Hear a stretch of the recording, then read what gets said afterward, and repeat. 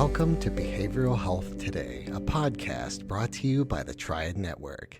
This podcast is designed to share trending topics occurring within the world and our communities and bring them a behavioral and mental health perspective.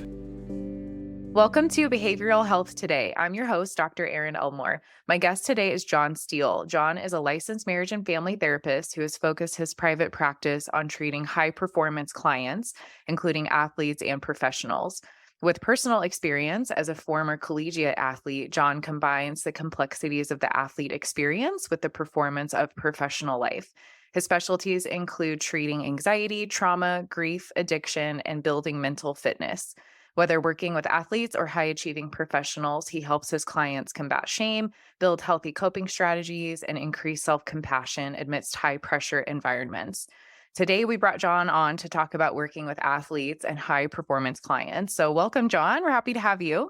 Yeah, it's awesome to be here. Glad to be here. Yes, and I feel like I must tell our listeners that we actually know each other. So Jon and I grew up in the same hometown, and it just so happens that one of my best friends is your sister-in-law. And we were able, speaking of athletic events, we were able to watch the Super Bowl with the same group recently. So that was very fun. And we did. Yeah, that was a blast. That was a blast. Had a lot of fun there. So, Yeah, I was wondering, but thought I would save it for the podcast. If you have a different outlook watching the Super Bowl, knowing that this is your specialty of treatment, like, do you feel like you want to coach your favorite players from behind the TV, or do you just sort of turn it off and watch it like everybody else? uh, I try and enjoy it like a fan. I think that's one of the things that I do love about sports.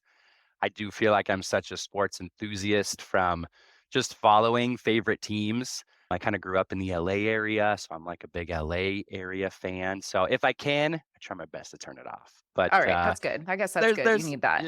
yeah, there's moments where I might pique my interest a little bit. So Well, if you want to share any of those on today's podcast about the Super Bowl, I'm sure that would be interesting. But let's start with just generally, how you got into working with athletes. Maybe you want to share a little bit about the sports that you used to play and how you ended up where you are.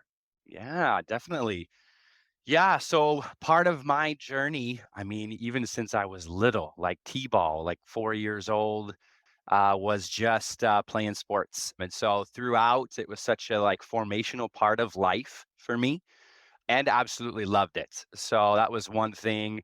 I think what's been really cool to see is just what I enjoyed throughout life and going through sports is now kind of coming together in like a career way. So that's pretty neat. It feels like such a cool spot to be in and seeing that develop. So for me, I mean, I grew up playing probably one of my bigger sports was baseball. That was Hmm. like 4 years old, T-ball. And then I played that all the way through college. I got a chance to play collegiate sports there and absolutely loved it. But I also played a ton of other sports as well. I mean, we're talking soccer, basketball, football, just about anything with the ball. I would jump in and play it. So I have just an absolute blast with that. I still follow that. But just as far as my collegiate career, that went towards baseball. I got a chance to pitch and had just an amazing time with that. Also went through some hardships, which I can, share as well. I think that's a part of my story. Going through what I went through really led me as I moved into being a marriage and family therapist and, then recognizing, okay, these are kind of clients I click with a little bit. I Mm. enjoy working with them. I can see things through my own perspective, my own lens. And then it started to turn into kind of that high performing piece I kept kind of recognizing.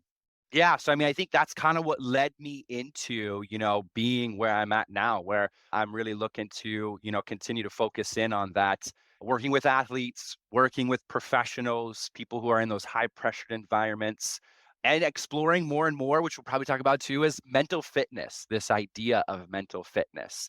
It's Mm. something that's really sticking out to me lately. So, Yeah, that's an interesting term. I definitely want to make sure we get to that. It sounds like you took your all of your life experiences and they sort of meshed well together, and you noticed you worked well with people who were athletes or had similar mindset maybe to what you were used to. And it's funny, I used to think of athletes and then high achieving professionals as kind of like separate categories. Like initially my mind goes to like CEOs or politicians or whatever, but it's actually the same process the more I think about it. The determination, the grit. You sacrifice a lot for your career as well as athletics, and it can be all consuming, and a lot of those people are driven by achievement and praise and success, and so yeah, it makes sense that those would mesh together, and now you find yourself in a practice helping seemingly different categories of people, but it seems like Mhm. the mindset is very similar, so maybe that goes into your mental fitness conversation. Big time. Yeah. No, it's one of those that I felt like I kind of stumbled into as you're saying it, right? Like, because at first you look at it and you say, I don't know how those quite could mesh, but then could see some of those similarities, and one of those is just those pressured environments, Yes. and like so much of what you mentioned too, the performance piece, right? It's something that I struggle with today, is like still this idea of what I do determines who I am and really being able to try and separate that. And, as we get into it, I think so much of that spot really has to do with this dialogue, this internal dialogue that you walk through. What I've kind of discovered is just these like critics, in life, that there's these internal critics and what it means to really kind of rework that dialogue, whether it's athletics, right? Like in athletes. And sometimes I think, that one's maybe a little bit more apparent in some ways because probably have like a very critical coach. Like you are Mm, instantly like criticized or given feedback, whether that feedback is given sometimes harshly, which can happen, but it's like that instant piece, right? And it's like, did I execute that pitch? Right. And if I did, then there's a result, that happens because of it. Maybe I struck the guy out, maybe you hit a home run, right? Like it's all over the place. I think that's where sports really intensifies that result. And so it's like, more and more. And with high performing, positions as well, you see that. I mean, the pressure, that builds. So I think too what I've recognized it's not only just the results themselves, because you still want to be successful, in whatever it is you're trying to be successful in. You want that. That's a driven portion of it. But I think there's like holistic parts of that as well.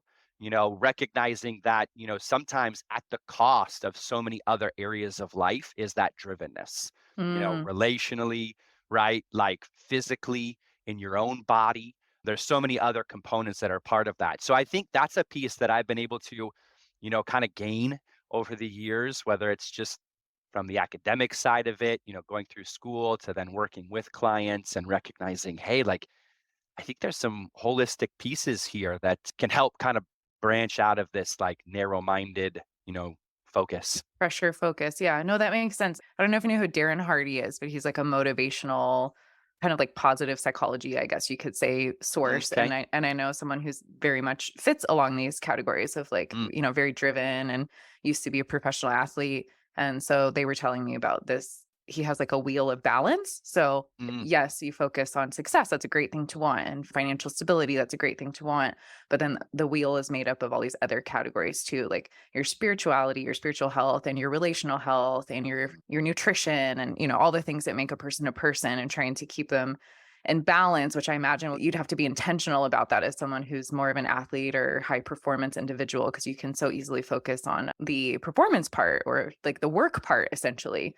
So that's kind of what comes to mind. Unfortunately, also Tom Brady comes to mind. Do you feel like his wheel got out of balance and that is why he's the GOAT, but also the Oh, force?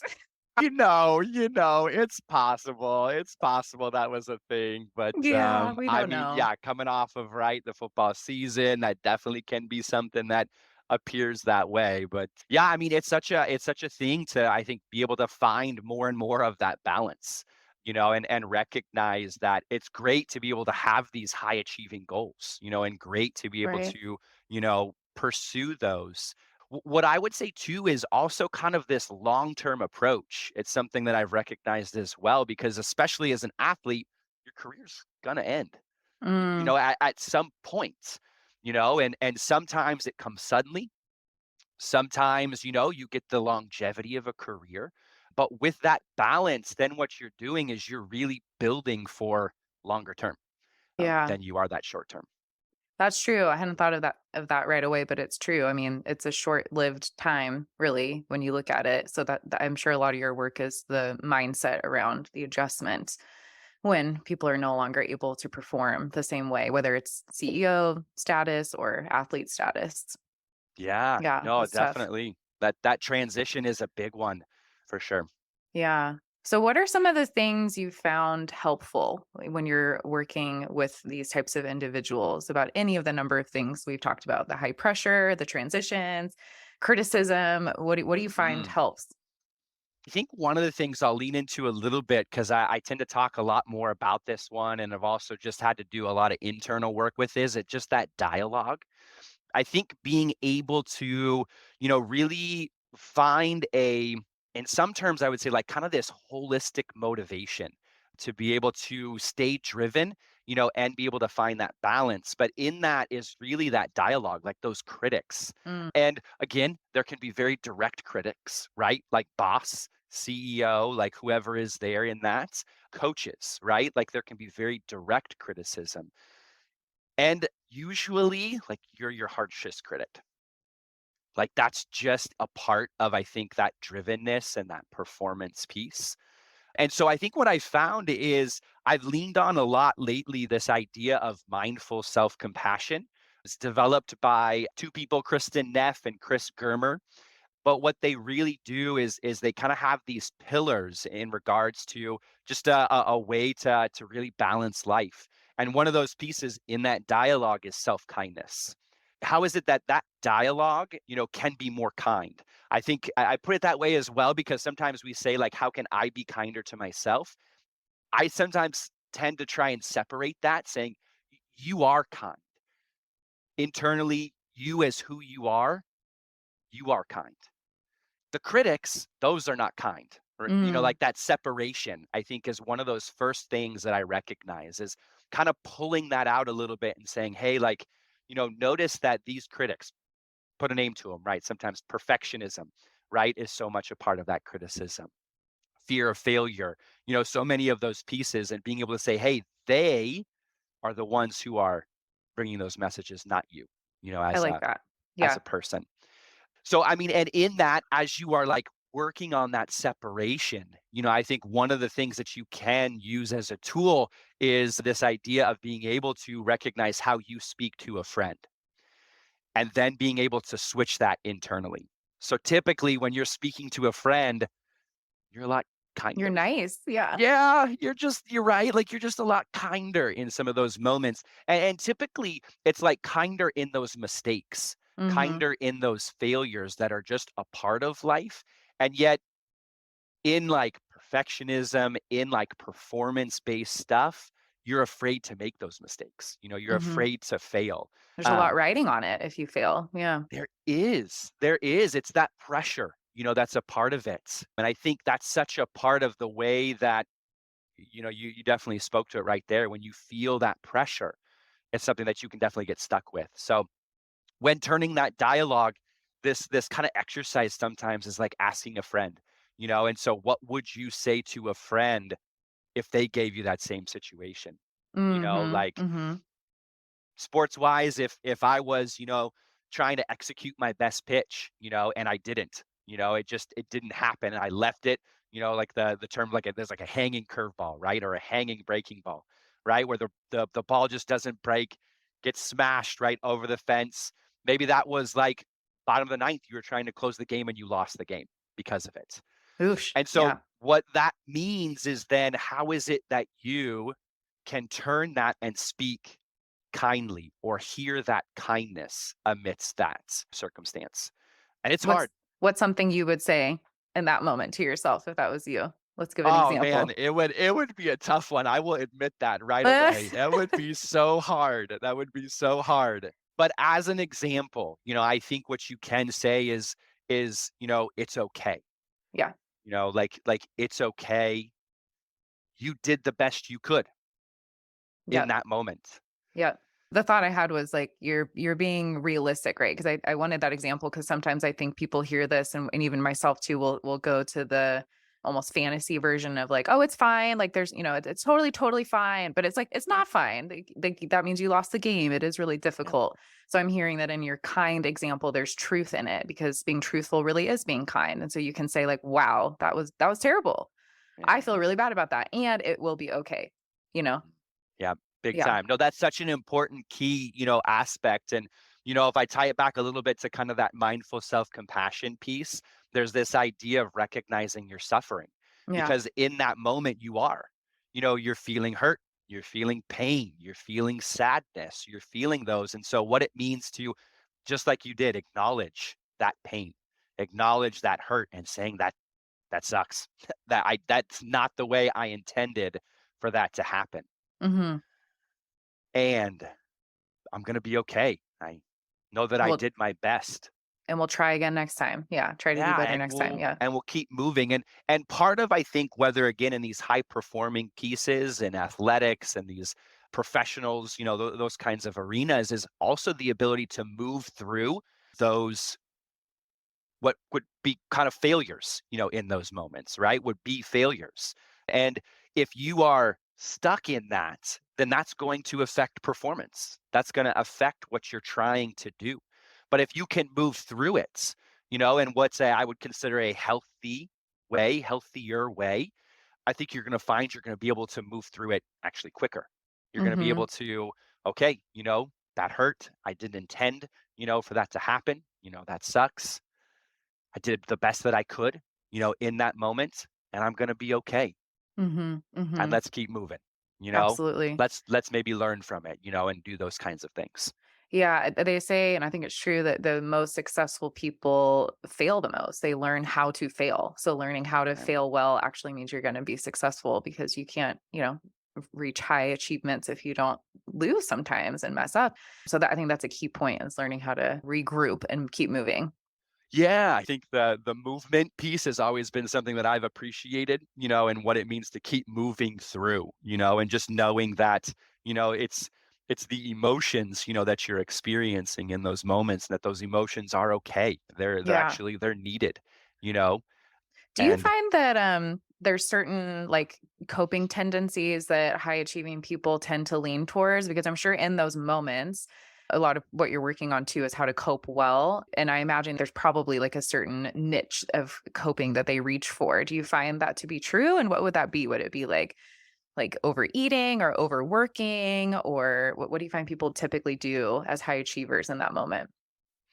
there's a lot, I Okay. think that's where my mind goes to at first. But I think what you are bringing up is really key, is that some of those, probably more consistent ones that I run across has to do with like the over piece of it. So when Mm, I think of, like you mentioned, that sometimes you can kind of insert, right? Like over maybe eating at times, like you mentioned, right? Or overworking, sometimes. Or, this is where sometimes maybe like that realm of whether addiction can kick in, and what it means to be going into something or doing something more than what you intend to do. Um, mhm. and Almost and like a trying lot to of it. make up for the failure, I would think. Yeah. Okay. That makes sense. Yeah, yeah, Yeah. and I think it does have to do with a lot of sometimes the avoidance piece, like if you're getting down into why that over is happening, there's avoidance, sometimes the emotions, that are present, they're rough emotions, Yeah. and what it means to actually move through those emotions. I'd rather distract myself, right? I'd rather maybe escape a little bit, and I will say too, granted, there are moments where, being able to distract can be helpful. It also just doesn't completely help you move through, what that Yeah. experience is. Yeah. That makes sense. Makes a lot of sense, actually. So the intensity of the failure is going to be a lot more for someone who's in these high achieving realms than someone who's not. So there's a lot more to deal with there emotionally. Or maybe the Mhm. intensity is just higher. That makes sense. We'll be right back after word from our sponsor. Most of us spend more time at work than anywhere else doing anything else. So why not spend that time in a job you love?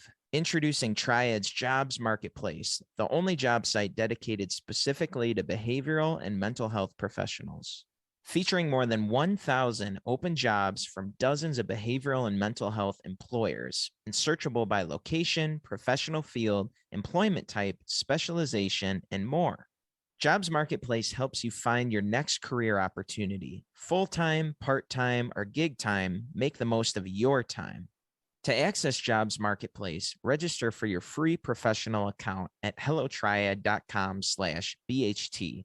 That's hellotriad.com/BHT, and then click to Jobs Marketplace. If you're already a member of the Triad community, visit app.hellotriad.com/jobs. That's app.hellotriad.com/jobs. Visit us today and take your next career step tomorrow.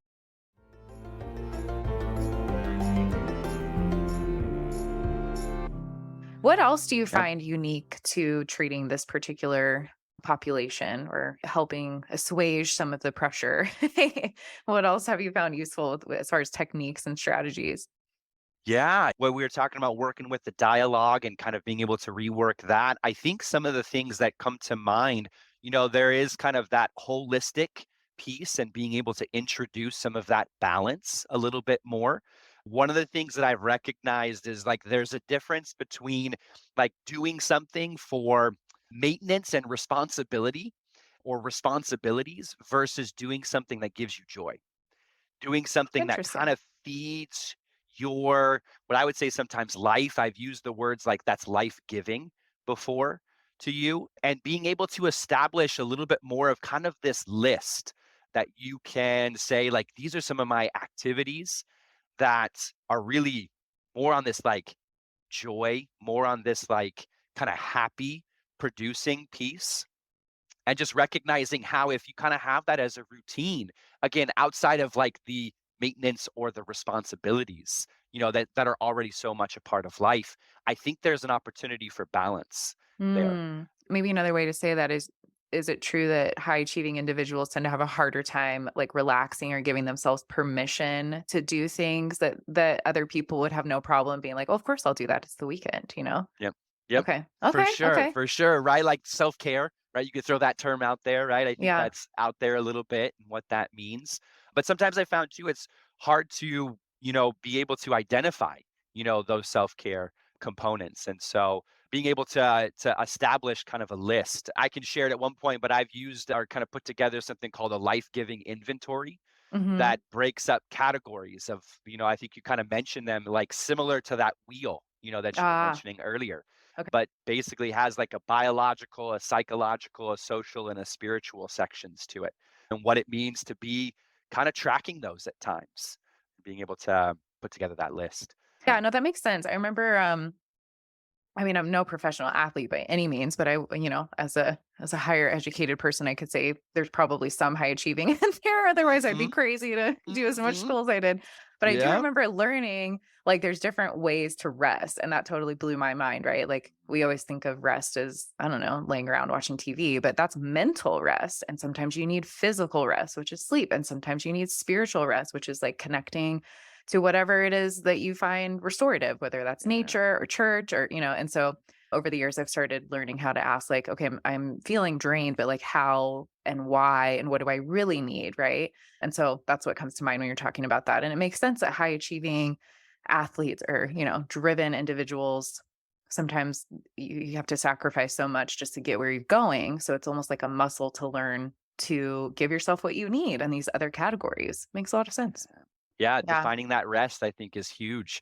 Yeah, that's such a cool thing to, right, to be able to just kind of open up, and be like, oh, that is different. Like, my body is needing, something different than maybe like you're saying, like, what, meditation, right? Meditation is a great piece, and that kind of Mhm. focuses more on that mental and emotional, when you're looking at meditation versus, maybe something like soaking in a walk on the beach, Yeah, and what or that maybe, means, right? Or going out and meeting up with friends because that's yeah, social, social rest too. big So or time. like for you watching the Super Bowl and not thinking about, work. Yes, yes, try to be a Yeah. fan, right? And Yeah, just exactly. enjoy that.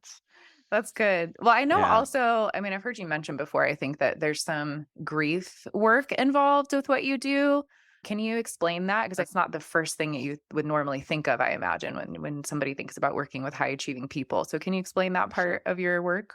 Yeah, definitely. And maybe I'll share part of my story with that one because I Okay. think that one kind of jumps up. But yeah, so for me in college, sophomore year is as a pitcher, right? I would be more towards the end of games. I would kind of close out games and do that kind of thing. But I had a pretty severe arm injury. It was during my sophomore year. Actually, one of my ligaments popped in the middle of a game. and my season was done. If not, didn't know at the time, but could be career. But I actually ended up going through. So if some are familiar with baseball, Tommy John surgery is what I ended up going through, which is I have kind of no idea what that is. reconstructing. It's actually a pretty amazing surgery, but yeah, it actually a decent amount. It pops up a decent amount now. Okay. All to say is through that is definitely a pretty intensive recovery process. Wow. And so I think immediately for me, it didn't quite sink in until I realized that my season was done and my scholarship was cut as well.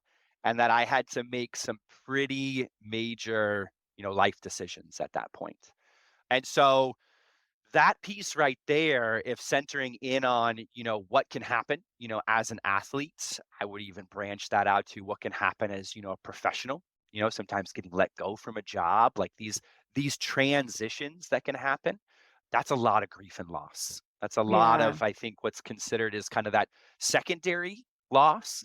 Secondary, not meaning that it's not important, but it's just something that is there that you have to walk through. And Right. there is I think, a legitimate mourning process that happens because of it. Absolutely. Yeah. Because how can it not impact every area of your life? Your hopes, your dreams, your future, your idea of where your income's going to come from, Yeah. your identity, your physicality. It's different. It's a lot. There's a lot that changes with something like that. Yeah. It's pretty, and you named it, right? It's pretty all encompassing I think is such a big piece. And maybe sometimes with athletes in that way too. And, the identity piece, let alone the physical recovery that happens. And I think the identity piece is one of the huge pieces of that all of a sudden, who I have identified myself as is, one, an athlete. And as it narrowed into, then it was like a baseball player, then it was a collegiate pitcher, and that is like my identity. That is who I am. And then it's gone, All of a sudden. for Yeah. a period of time. Hopefully, maybe I can recover, or maybe it's gone, for that. And so the grief that's a part of that is real. And, I think that's a part of what drove me to do what I'm doing now as well, is because I wish I kind of would have had a little voice or someone that maybe would have said, hey, check this out a little bit, check out the idea of maybe getting some support, not just physically, but like emotionally and mentally, and what it means to be able to recover there too. Because there's so many things, that are happening during a time like that. Absolutely. Yeah, thanks for being vulnerable and sharing that. And I'm sure that is really helpful with your clients too, because they can tell that you understand in some way what they're going through. And absolutely, I mean, of course, it's going to impact all of those areas. So it makes perfect sense that you'd be doing grief work in addition to the self compassion and the engaging in self care and balance and all of that. It's really sort of rebuilding from the ground up in a way. Mhm. Yep. Big time. Yep. Yeah. Well, what does success look like in your mind with this population? Or maybe even if you don't have to, but if you want to share, when did you feel like, okay, this is always going to be part of my story, but I feel like I can move forward and help other people with this? How do you know when somebody has resolved all of these topics that you're working on? Ooh, that's a good question. I think what I do recognize is there are these moments. I'll just share these light bulbs that I think I Okay. see, and I can also speak personally as well, that can happen during this process. I Hmm. might say that whether it's success or this long-term approach, I think the long-term approach is like journey like is almost lifetime like. So I I'm not know. sure if When I we're said like resolved, all I the was like, way. I don't think it's Yeah. ever going to be resolved. Yeah. Yeah, but what markers, right? I think that's such a huge piece of this. How do you know that you've had some improvement, right? Or Hmm. how do you know that you have kind of moved through, some of these difficult moments, whether it's transitions, right? Season ending, injury, to also developing what now I'd probably say is like a healthier mental fitness. But yeah, so all back to light bulbs is kind of what I think of. Is like I can see those light bulb moments. One of those happens with the inner dialogue. I can recognize and have seen in myself as well, where I start to hear less and don't agree with the judgments as much. That there is this change in dialogue, and you recognize, oh, I can actually do this. Like I can live life without this harsh criticism. And not only live life, I can actually be, I think, I'm not sure if it's more motivated, but just as driven, just as Mm-hmm. motivated to do the things that I want to do. And I'm leaving behind this criticism that sends me reeling. Spiraling. Yeah. Those are some light bulbs that I recognize and I've actually seen in myself as well, as those moments where I'm like, oh, I remember that judgment. Yeah, yeah. All Yeah. right. I'll let you move through. I'm okay. I don't need you, you know? Yeah. I And heard then mention one time, like you were talking about it way earlier, but externalizing that voice and knowing it's not doesn't have to be yours. You don't have to believe everything. Somebody once gave the idea of like giving it a name of somebody you've never really liked. Or, if you Oh had a yeah. bully when you were growing up or something, you could name it that. And then you Yeah. recognize like, oh, that's just so-and-so talking. It's not me. It's, and Big it time. doesn't sounds like you're saying it's not like it goes away necessarily, but you get more distant from it. It gets quieter and then you can move through it quicker. For sure, for sure. Yeah, you Good. you bring up a good one in naming. We've gone through that exercise before, and characters pop up. Voldemort Oh, that's a good one. is a popular one that can pop up at times for that like kind of criticism and whatnot. But it's a thing. I mean, and it's so cool to see as well, and also kind of feel myself in my own journey. But when you do see that difference and you recognize, hey, this is an important separation. That this is not me. This is these critics. That have happened throughout life. For their own reasons. But then you can kind of be like, yeah, nah, I'm good, Voldemort. No thanks. Yeah, yeah. That's awesome. I'm gonna go listen somewhere else. I'm gonna go build something else here. Yeah, So that's good. Okay, so that's one really big light bulb. What are some others that you notice as people are growing? yeah, so I think the other one, is if it's outside of the dialogue kind of piece, I can recognize as well when balance kind of starts to hit. Mm, And sometimes it feels so small, but that when that balance starts to get integrated, and you recognize that, hey, that I actually have a closer relationship with that important person in my life, and that's really been something that's opened up to I can lean on them. I can do this actually because I got some people in my corner, that's who are good. there for me, in a support kind of way. As speaking of that kind of piece as well, I will say I do, appreciate a lot of the work from Brene Brown as well, and Yeah. vulnerability and being able to lean on that. And so that would be in direct connection with some of those light bulbs.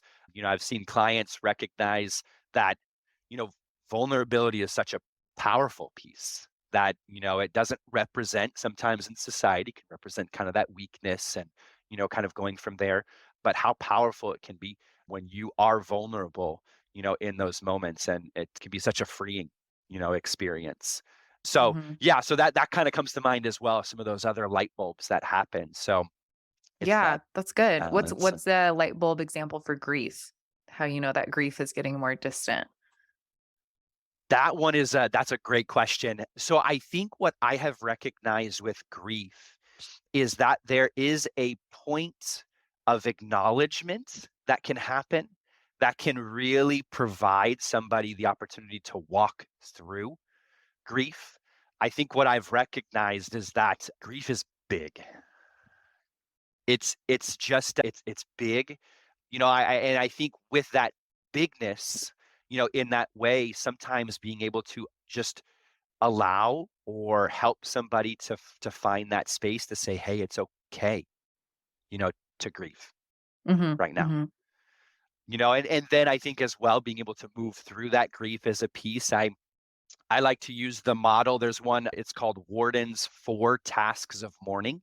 And that one just always stuck out to me. And I appreciated having some frameworks and pieces that knowing that grief is so big is like, okay, I've got some tasks, that I'm working towards here. And then I feel like, yeah, in some sense, there is a little bit of that, acceptance. I think the first one is like acceptance of the reality, of the loss, and Mhm. what that means.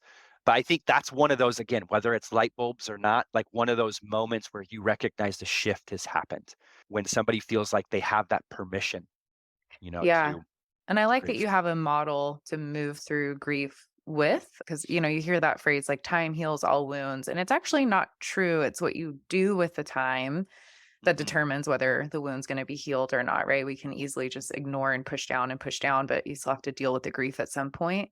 Yeah. So it's nice that you have a way to help your clients Yeah. move through. There's different ways to help people move through.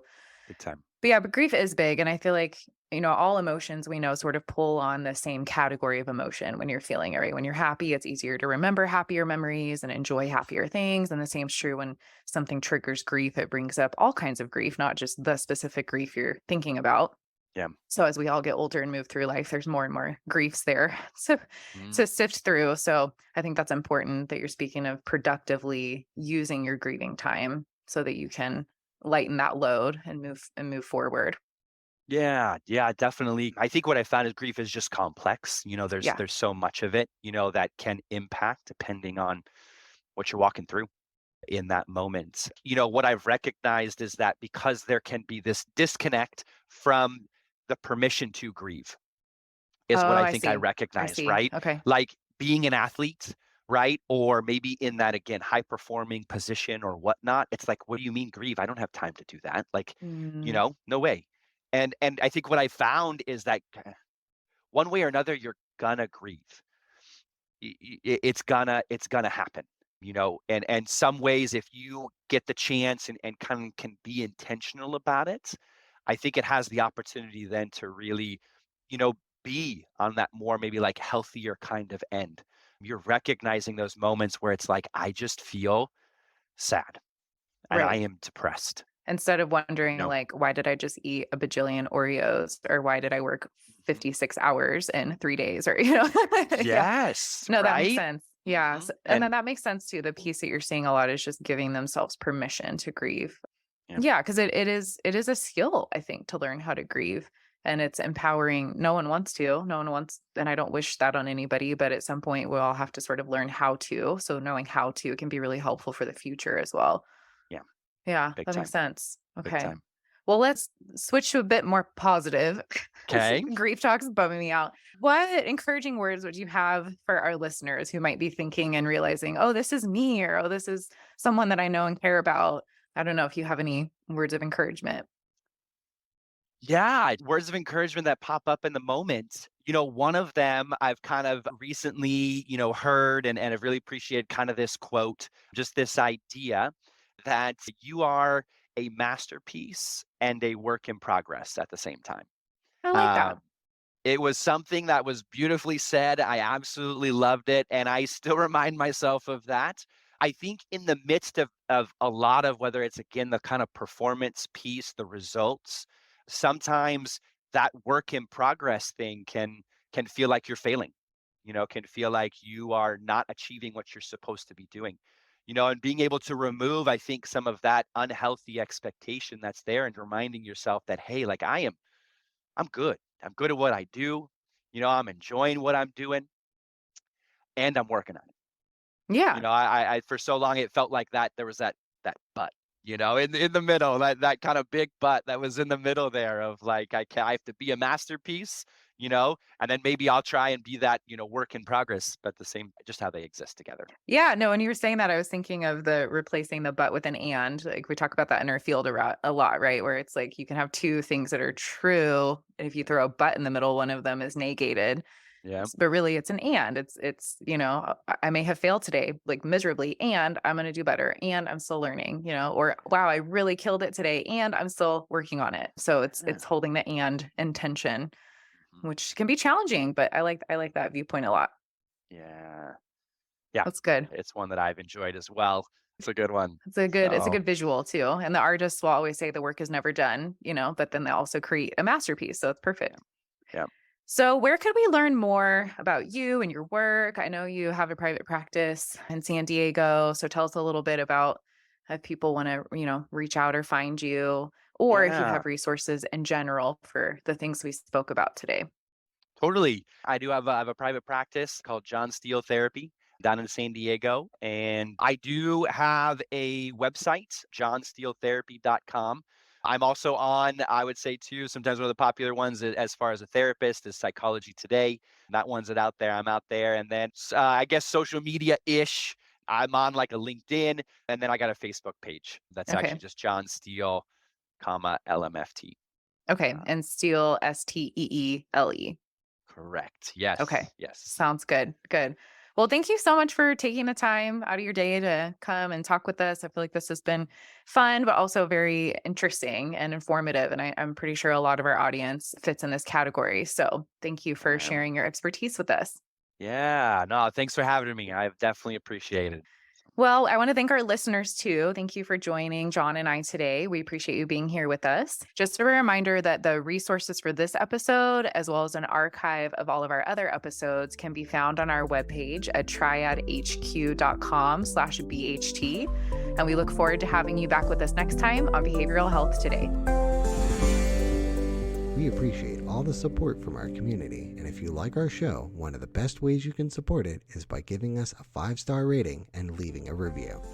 Behavioral Health Today is a podcast part of the Triad Network, all rights reserved.